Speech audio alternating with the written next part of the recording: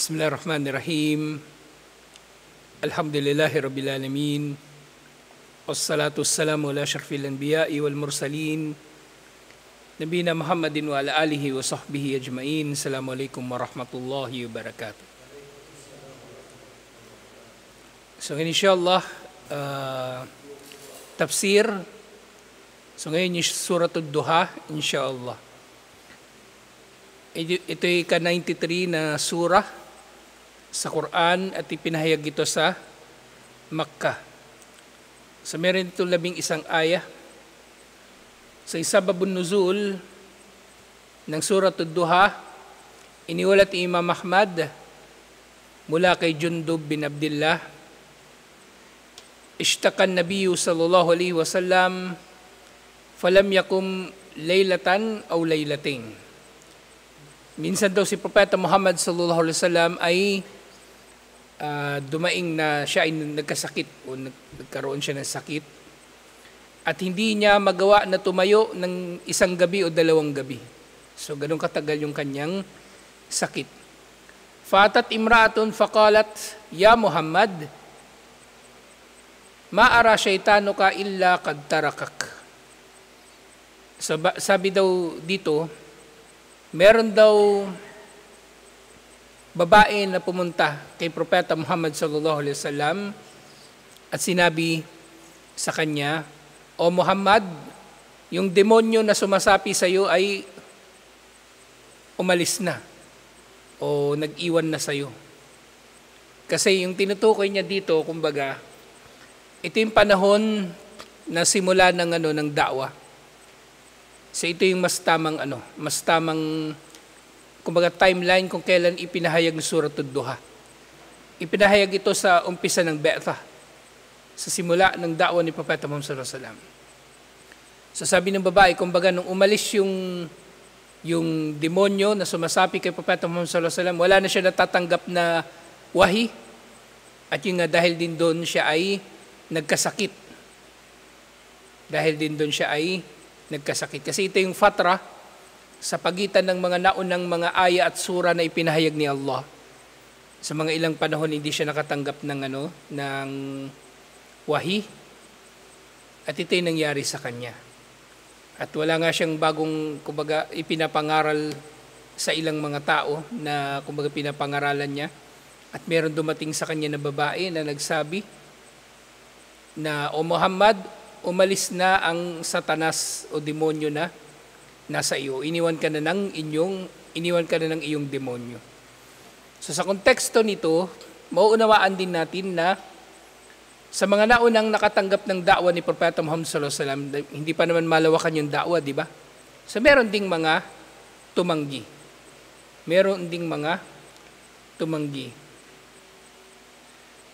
So yung nga sabi nung babae, iniwan ka na ng iyong demonyo. Pero yun nga, dumating itong mga aya ng Suratul Duha, "Wad-duha wal-layli idha saja ma wadda'aka rabbuka wa ma qala." Na sinabi ni Allah, wad-duha, sumpa sa duha, yung pagsikat ng araw sa umaga. Na yung duha, in contrast doon sa Fajar, yung Fajar pagsisimula ng pagsikat ng araw. Pero yung duha, nakasikat na talaga ang araw. Kaya ang Salatul Duha, ginagawa ito yung kapag nakasikat ng araw, hanggang bago dumating ang oras ng duhur.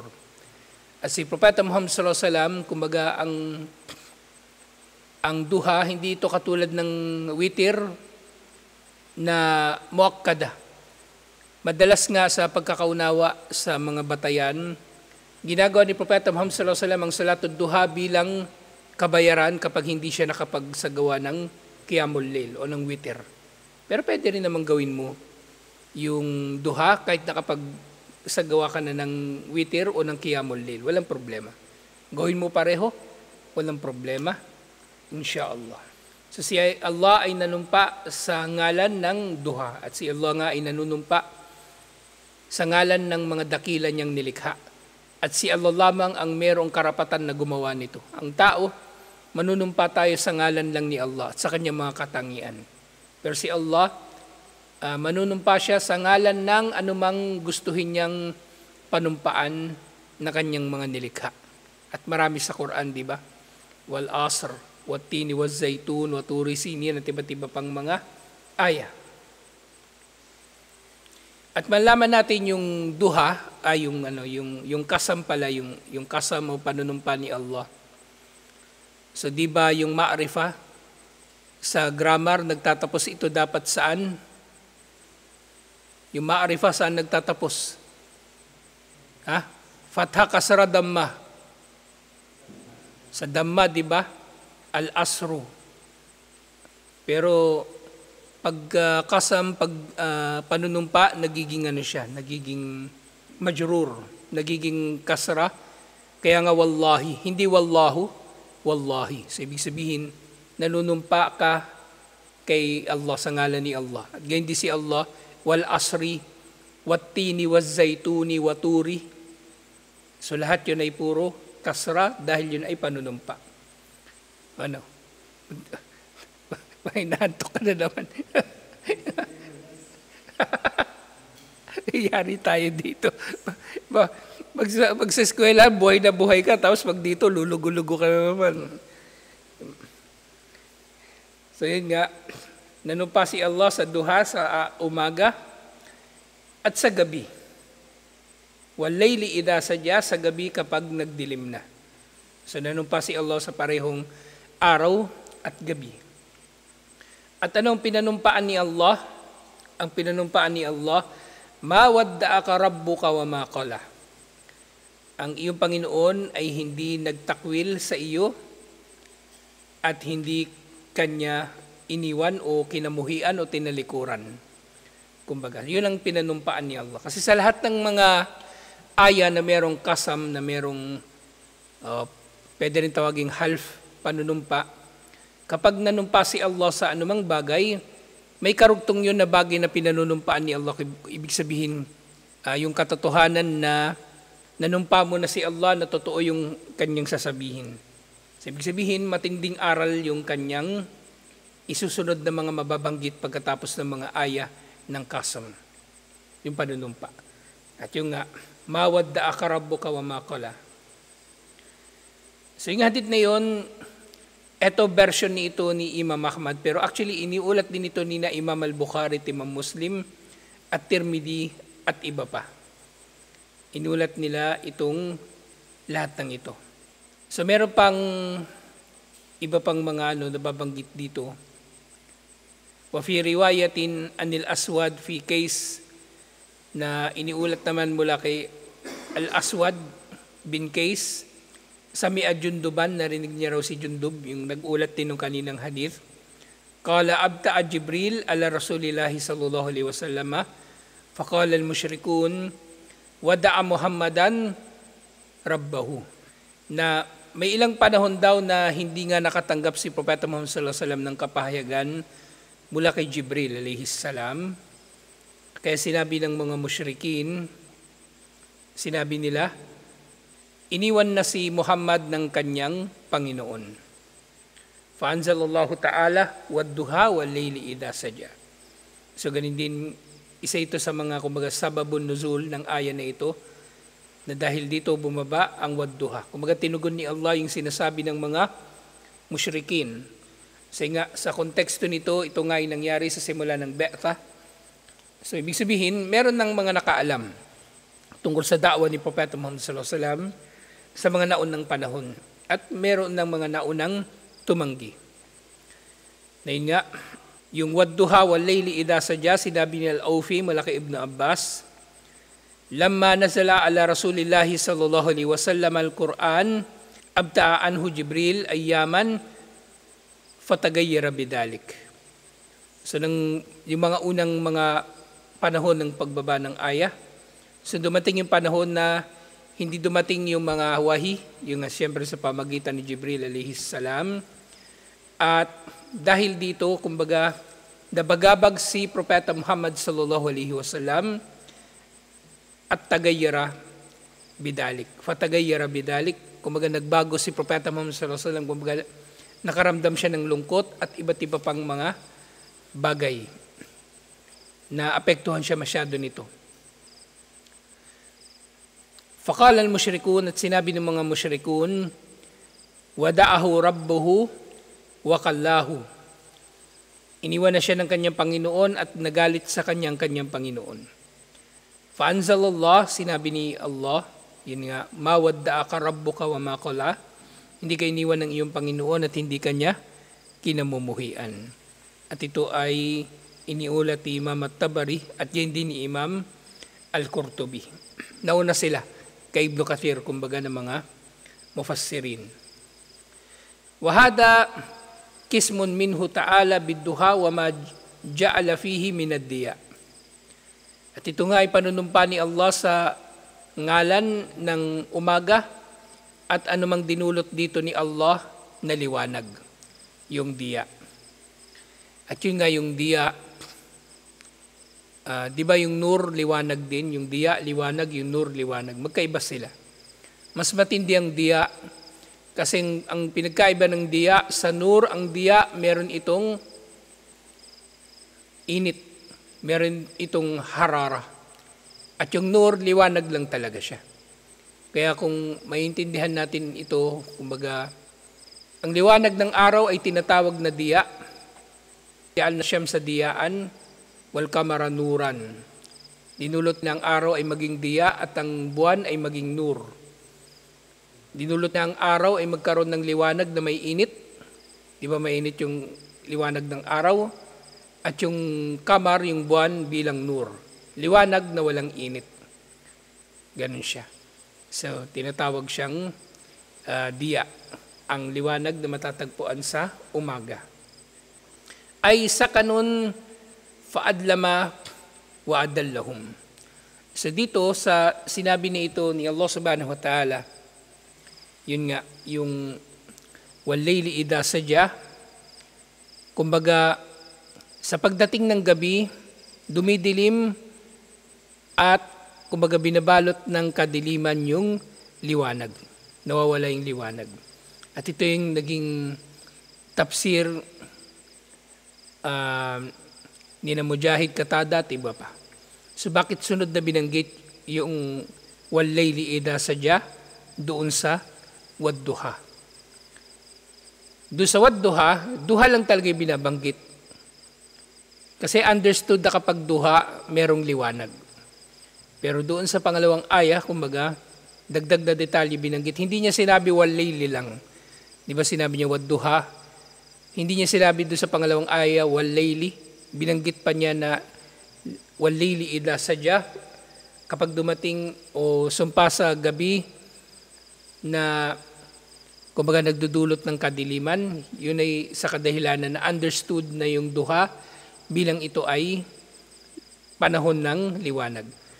Wadhalika dalilun dahir ala qudrati khaliqin kudrati khaliki hada wa hada. So ito, ang mga ito, yung liwanag ng araw at kadiliman ng gabi, ay dalil sa kapangyarihan ng tagapaglikha. So meron pang ibang mga aya sa Quran na katulad nito, na nanumpa si Allah sa umaga at sa gabi ng magkasama o magkasunod. Bawa sa suratul Layl, wal layli idha yagsha, wan nahari idha tajalla. Sumpa sa gabi kapag ito ay yagsha, ibig sabihin bumalot na yung kadiliman nito, binalot ng kadiliman ang liwanag. Wan nahari idha tajalla, at kapag at nanunumpa si Allah sa araw kapag ito ay lumaganap na yung liwanag nito. Gayun din sinabi ni Allah, anong aya ito? Sa suratul An'am, sinabi niya, falikul isbahi wa ja'ala al-layla sakana wasyamsa wal kamara husbana dalika takdirul azizil alim. Si Allah subhanahu wa ta'ala, siya ang tagapagpasibol ng umaga at siya ay nagdulot na ang gabi ay maging panahon ng pagpapahinga. Yan na, gabi, panahon ng pagpapahinga. Hindi araw, hindi yung pag may lecture, tulog ka. Hindi yung gabi nagpapahinga. At ninulot niya na ang araw at ang buwan ay maging mga husban. Husban, kumbaga mga bagay na magagamit mo para mag-compute. Kasi nga husban, di ba? Binibilang natin yung mga araw sa pamagitan ng pagsikat at paglubog ng araw. At binibilang natin yung mga buwan sa pamagitan ng pag-ikot din ng buwan. Pag merong new moon, nalalaman natin na dumating na isa pang buwan. At ito ang pagtatakda ng makapangyarihan at ang maalam si Allah subhanahu wa ta'ala. So nabanggit din dito ni Allah pareho yung araw at gabi. Dahil nga sinabi ni Allah, ma wadda'aka rabbuka wa ma qala, ay matarakakak, hindi ka iniwan ni Allah, wa maabgadak, hindi kanya kinamuhian. Sa sumunod, sinabi ni Ibn Kathir rahimahullah, tungkol doon sa aya, pang-apat na aya, walal akhiratu khairul laka minal ula, katiyakan, ang kabilang buhay, ang akhirah, ay mas mainam para sa iyo kaysa sa naunang buhay. Naunang buhay dito sa mundo. Walal akhiratu khairul laka minal ula. Yung lam dito, di ba akhira lang dapat o al-akhira? Yung lam dito na nauna, ito ay pagbibigay diin. Bawa sasabihin, lallahu, katiyakang si Allah, ganun. O wala sawfa yarda, tiyak na siya ay malulugod. Yung la dito, ito ay pagbibigay diin. Walal akhiratu khairul laka minal ula. Yun nga, sa translation, di ba tunay na ang kabilang buhay ay mas mainam para sa iyo kaysa sa naunang buhay dito sa mundo. Ay, walad darul akhiratu khairul laka min hadihid dar. Ang tahanan sa kabilang buhay ay mas mainam kaysa sa tahanan dito sa mundo. Walihada kana Rasulullah sallallahu alaihi wasallam azhadan nasi fid dunya wa adamuhum laha itrahan kama huwa ma'lumun bid-darurati min siratihi. So dahil dito, dahil sa katotohanan na ang buhay sa kabilang buhay ay mas mainam kaysa sa buhay dito sa mundo, itong dahilan kung bakit matipid si Propeta Muhammad sallallahu alaihi wasallam dito sa mundo. Si Propeta Muhammad sallallahu alaihi wasallam, nasa kanya ang lahat ng kakayanan o pagkakataon upang magpayaman, pero hindi siya nagpayaman. Okay, hindi siya nagpakasasa sa yaman at nanatili siyang mahirap. At syempre, yung zuhud nga, ito ay katangian na kapuri-puri para sa sino man. Mayaman ka man o mahirap, kung matipid ka, kapuri-puri ito, inshallah. Kasi sa pagiging zahid, sa pagiging matipid sa dunya, hindi ito ibig sabihin na mahirap lang ang pwedeng maging matipid. Yung magiging matipid sa pananamit, yung hindi siya bongga manamit. Decente siya manamit, oo. Pero hindi siya yung extravagant sa pananamit, yung mamahalin yung damit, hindi gano'n. Sapat lang yung natatakpan yung kanyang aura. Pero decente naman siya manamit. Yung zuhud pa rin yun na may tuturing. At syempre, hindi rin zuhud yung magmumukha kang pulubi. Yung pagmumukhain mo yung sarili mong pulubi, hindi yun zuhud. So yung manumuhay ka ng normal at magtitipid ka na hindi ka aabot dun sa hangganan na ikaw ay nagmamalabis na ikaw ay nagiging materyoso, yun ang zuhud. Dahil nga ang zuhud, ang ilagay mo ang dunya sa iyong kamay at hindi sa iyong puso. Na maaaring maging zahid kahit yung mayaman. Okay? Kahit yung mayaman. Yung katulad ng palagi ko nababanggit, si Sheikh Sufyan al-Thawri. So sinabi niya na mayaman siya, oo, pero yung yaman niya ay hindi niya kumbaga ginagamit para magbuhay mayaman, nananatili siyang matipid. Pagkus ang yaman niya ay ginagamit lamang niya sa landas ni Allah. Nang sa gayon, hindi siya gagawing basahan ng mga hari ng mayayaman. Li'alla yatamandalu binal muluk. Nang sa gayon, hindi tayo gagawing basahan ng mayayaman kasi kapag ikaw umaasa ka masyado sa mayayaman, Bawa nagdadaawa ka, umaasa ka sa mayaman, wala, hawak ka na sa liig. Hawak ka na nila sa liig. Tapos kung meron silang papagawa sa iyo, oo ka lang ng oo.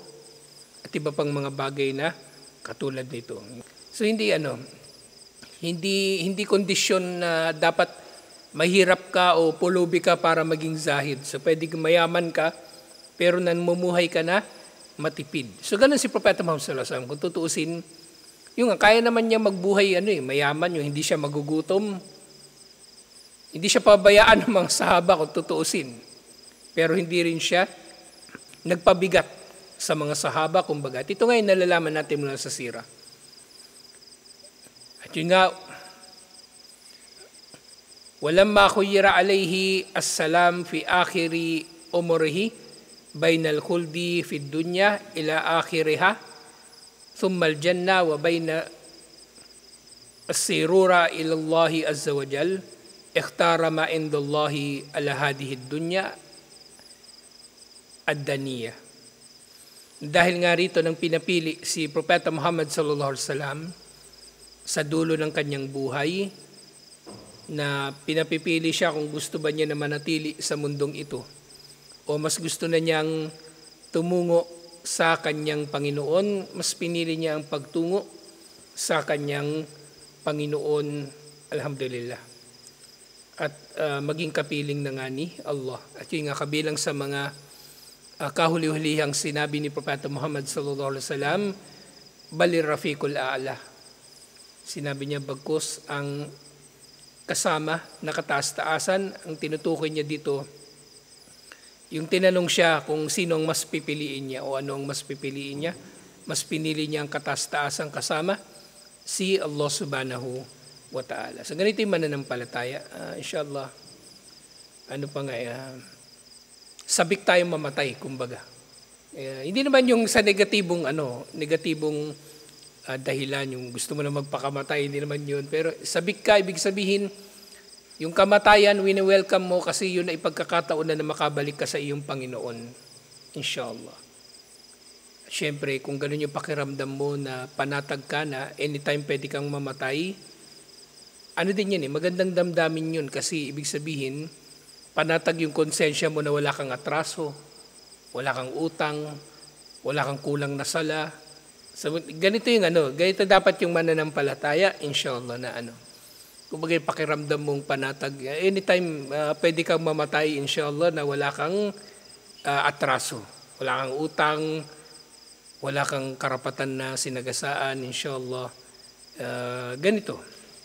Kasi nga ang kabilang buhay, inshallah, ay mas mainam kaysa sa buhay dito sa mundo. Dahil nga si Propeta Muhammad sallallahu alaihi wasallam, pinili niya ang buhay sa kabilang buhay kaysa sa maganda yung pagkakabanggit din dito. Ikhtara ma indallah. Pinili niya ang nakay Allah, syempre na paraiso, kaysa sa mundo na ito na ad-dunyatud-daniyah. Ang dunya kasi, yung root word ng dunya, ibig sabihin mababa. Ibig sabihin ng dunya, mababa. Ganito naman talaga ang dunya kasi kung mababa kumpara sa atin, abot natin ang dunya, inshallah, o malapit sa atin ang dunya. At syempre, ito rin ay nagpapakita ng kahulugan ng dunya sa atin. Dapat mababa rin. Okay? So since mababa yung dunya, huwag natin itong gawing paraiso. Hangarin natin yung tunay na paraiso sa kabilang buhay, inshallah. So merong hadith ni ulat ni Imam Muslim Laqay ibn Mas'ud radiyallahu anhu, idtaja'a Rasulullah sallallahu alaihi wasallam ala hasirin fa'atara fi jambihi. So nahiga raw si Propeta Muhammad sallallahu alaihi wasallam sa hasir. Yung hasir, yung banig. So banig lang yung hinihigaan niya. Samantalang nung panahon ng mga hari na kasabayan ni Propeta Muhammad sallallahu alaihi wasallam, yung emperador ng Roma, yung emperador ng Persia, malalaking kama yung inihigaan nila. Pero si Propeta Muhammad sallallahu alaihi wasallam nakahiga sa banig. Pero syempre, baka tapon ng kambal yung kutsyon niya . Hindi naman ibig sabihin ito na bawal gumamit ang kutsyon, okay? Hindi yun. Ibig sabihin, si Propeta Muhammad sallallahu alaihi wasallam kasi, ganito natin, buti naalala natin itong topic na to. Sa zuhud uli. Si Propeta Muhammad sallallahu alaihi wasallam, nabuhay siya sa kung ano yung average na buhay nung panahon niya.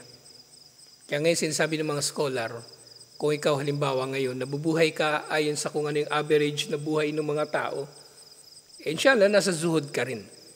Kahit kaya mong magpakayaman, umastang mayaman, kaya mong mag-aircon, pero hindi ka nag-aircon, kasi yung karamihan sa mga tao, walang aircon, inshallah, nandun ka pa rin naman sa sa zuhud. Pero minsan yung aircon, necessity na eh. Lalo na ngayon, yung panahon ngayon, yung masyado maalinsangan. Ang alinsangan kasi, hindi yan mawawala ng ventilador. Aircon talaga yung makakasolusyon dyan. So yung zuhud, yung mabuhay ka sa kung ano yung normal na buhay ng mga tao sa paligid mo. Ngayon, inshallah, may kutsyon tayo, may ventilador, hindi ibig sabihin na hindi tayo zahid. O nabuhay tayo, kumbaga nilalamangan pa natin si Propeta Muhammad sallallahu alaihi wasallam. Kasi baka may magsasabi rin ng ganyan, lalo na tablig. Ba't ikaw ganyan, si Propeta Muhammad sallallahu alaihi wasallam ganito lang. Walang comparison doon. Hindi pwedeng ipaghambing kasi nabubuhay tayo ayon sa kung ano yung normal sa panahon natin. Namumuhay tayo ayon sa kung ano yung normal sa panahon natin. Halimbawa ng panahon ng mga sahaba. Kung daw nagkamali, panahon na ni Omar bin Khattab radiyallahu anhu. Sumulat siya doon sa mga sahaba na nasa Azerbaijan. Yung ngayon nakwento ko yung nababanggit sa mga ulat na si Nu'man bin Bashir. Hindi si Nu'man bin Bashir, si Ibn Abbas mismo. 6 na buwan siya nandun na nagkakasar ng sala. Naalala nyo yun, tinatalakay natin yung kasar ng sala. Sa parehong lugar na yun, nabalitaan ni Omar bin Khattab radiyallahu anhu, yung mga sahaba, laging manok yung ulam. Nabalitaan niya, laging manok yung ulam. Sinabi niya ba, laging manok yung ulam niyo, samantalang kami rito. Bihira lang kami makakain yan. Sumagot yung mga sahaba, may punto naman sila. Kasi naunawaan nga nila yung zuhud. Ito kasing araw-araw na ulam dito eh. Kumaga ito yung normal na pagkain dito. Hindi kami kumakain ng manok dahil nagbubuhay mayaman kami rito. Ito kasing araw-araw dito na pagkain. Halimbawa, mapunta ka ng Saudi, araw-araw doon, manok, ibig sabihin ba mayaman ka? Hindi rin naman. So, depende. Ganun natin nuunawa yung yung zuhud. May aircon din, pero hindi ka naman nagbubuhay mayaman doon. So, ganun natin nuunawa yung zuhud, inshallah. Na kung meron mang batayan, kumbaga, paano natin i-level yung sarili natin, na nakukuha na natin yung sapat para sa ating pamumuhay, yung sapat sa lugar natin at panahon natin. Yun. Hindi yung ikukumpara natin sa panahon ni Propeta Muhammad sallallahu alaihi wasallam. Kasi noong una, walang kotse, di ba? Walang kotse. Sabi, ba't may kotse ka? Si Propeta Muhammad sallallahu alaihi wasallam walang kotse. Di sabihin mo, siya may camel ako walang camel. Bigyan mo akong camel, sige, hindi ako magkokotse, magka-camel ako. Walang camel Kotse meron dito, tricycle. Minsan yung tao, yung baluktot nilang naunawaan yung mga aral. Minsan sila pa yung yung malakas yung loob na pumuna, malakas yung loob magkomento. Kaya naunahan ko lagi kambal para hindi sasakit yung ulo nila sa mga bagay na ito. So nga ganun si Propeta Muhammad sallallahu alaihi wasallam. Nahiga daw siya sa banig at bumakat ito sa likod niya. Kasi yung banig noon, katulad ng banig ngayon na pino. Di ba lalo na yung plastic na banig pino. Yung banig noon, yung dahon ng dates. Ang dahon ng dates parang dahon ng nyog. So hinahabi yun, ganun. Tapos lalaki ng hibla noon. Di ba bakat talaga yun sa likod mo. So ganun yung higaan ni Propeta Muhammad sallallahu alaihi wasallam. So bumakat daw sa gilid niya, siyempre sa kanyang likod na rin. Falamastay kada ja'altu amsahu jambahu. Nang nagising daw si Propeta Muhammad sallallahu alaihi wasallam, si Ibn Mas'ud kasama niya kumbaga doon sa kanyang higaan, doon sa kanyang kwarto, doon sa kanyang bahay. Hinimas daw ni Ibn Mas'ud yung tagiliran ni Propeta Muhammad sallallahu alaihi wasallam. Yung merong bakat ng nung banig. Wa qultu ya Rasulullah, ala adantana hatta nabsutu laka alal hasiri syai'an. O sugo ni Allah, papayag ka ba kung maglalatag kami ng anumang bagay sa ibabaw ng banig mo? Sa para lalambot yung hihigaan niya at hindi na babakat yung banig sa kanyang tagiliran. Pero sinabi ni Propeta Muhammad sallallahu alaihi wasallam, mali walid dunya. So sinabi niya, wala raw siyang kinalaman doon sa dunya. Wala raw siyang kinalaman sa mundo na ito. Innama mathali wa mathalud dunya karakibin dalla tahta syajaratin thumma raha wa tarakaha. Dahil ang halimbawa ko at ang halimbawa ng dunya ay katulad ng manlalakbay na tumigil sandali sa lilim ng puno at pagkatapos nito siya ay umalis at iniwan niya ang puno. Silba, naglalakbay ka, nagbumotor ka, sobrang init. O, di ba? Ilang minuto ka lang naman titira, hindi mo titira. Ilang minuto ka lang naman malagi sa ilalim ng puno. Hanggang sa mawala yung pawis mo, kumbaga. Hindi ka naman magtatayo ng bahay sa ilalim ng puno. Hindi ka naman mag-aasawa sa ilalim ng puno. Talagang ganun kaikli lang. So ganun inihalin tulad ni Propeta Muhammad sallallahu alaihi wasallam yung dunya. Kumbaga, panandalian lang tayo dito. At marami mga hadith yung may ganitong kahulugan. Halimbawa, yung kunfid dunya ka'annaka garibun o abirus sabil, na sa dunya ikaw ay marapat na maging estranghero, dayuhan o manlalakbay.